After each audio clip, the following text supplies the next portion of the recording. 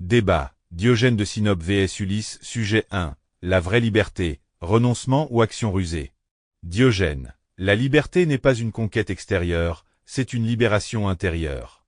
Tant que tu dépends de quelque chose, richesse, statut, reconnaissance, tu es déjà enchaîné. J'ai choisi de me dépouiller volontairement pour atteindre une indépendance absolue. Le monde ne peut rien enlever à celui qui ne s'accroche à rien.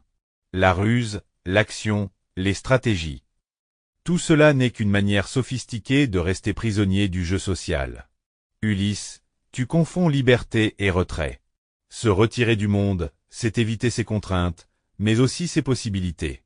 La liberté véritable se manifeste dans la capacité à agir malgré les contraintes, à naviguer dans l'incertitude et à transformer les obstacles en opportunités. La ruse n'est pas une soumission au monde, c'est une manière de ne pas s'y laisser écraser. Être libre, c'est rester debout au cœur du chaos, pas en dehors. Sujet 2. Le rapport au désir. Diogène. Le désir est la racine de la servitude. Plus tu désires, plus tu es dépendant. Le bonheur ne réside pas dans la satisfaction des désirs, mais dans leur réduction. En éliminant l'excès, on atteint une forme de paix que rien ne peut troubler. Ulysse. Le désir est aussi ce qui pousse à avancer. Sans désir, il n'y a ni quête, ni dépassement, ni accomplissement. Ce n'est pas le désir qui asservit, c'est l'incapacité à le maîtriser. Bien dirigé, il devient une force. Sujet 3. La vérité ou l'efficacité. Diogène. Je préfère une vérité nue, même inconfortable, à une illusion utile.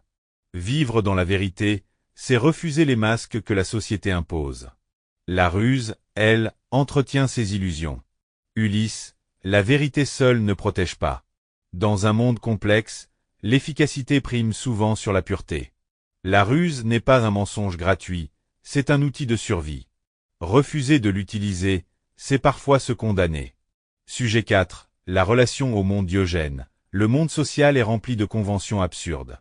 Honneur, richesse, hiérarchie. Tout cela n'est qu'un théâtre. En refusant d'y participer, je m'en libère. Ulysse. Le monde est un théâtre, certes. Mais c'est aussi le seul que nous avons. Refuser d'y jouer, c'est renoncer à toute influence. Comprendre ces règles permet de les utiliser à son avantage. Sujet 5. La souffrance. Diogène. La souffrance vient souvent de l'attachement et des illusions. En simplifiant sa vie, on réduit les sources de douleur. Moins on possède, moins on perd. Ulysse. La souffrance est inévitable, mais elle est aussi formatrice. C'est à travers les épreuves que l'on devient plus fort, plus lucide. L'éviter à tout prix, c'est aussi éviter de grandir. Sujet 6. L'identité et le rôle. Diogène. Je refuse les rôles imposés par la société.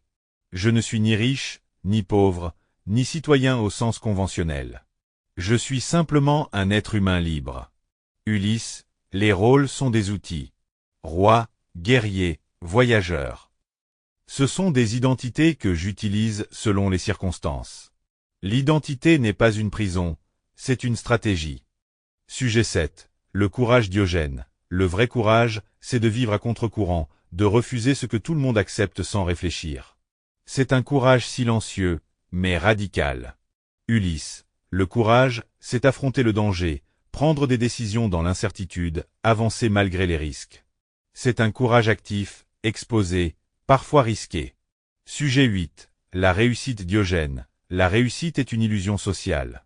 On te dit que réussir, c'est accumuler, dominer, être reconnu. Mais tout cela disparaît. La seule réussite réelle est d'être en paix avec soi-même. Ulysse. La réussite se mesure aussi à ce que l'on accomplit dans le monde. Laisser une trace, transformer son environnement, atteindre ses objectifs. Cela donne un sens à l'existence. Sujet 9. La vision de la vie. Diogène. La vie est simple, mais l'homme la complique. En revenant à l'essentiel, on retrouve une forme de liberté et de sérénité que le monde moderne a oubliée. Ulysse. La vie est complexe, et c'est précisément ce qui la rend intéressante. Les défis, les détours, les imprévus. Tout cela construit une existence riche et pleine de sens. Conclusion. Deux visions radicalement opposées de la liberté. L'une passe par le détachement total. L'autre par l'action, la ruse et l'adaptation. Alors, Êtes-vous du côté de la simplicité absolue ou de la complexité maîtrisée? Dites-le en commentaire, laissez un like et abonnez-vous pour ne manquer aucun débat.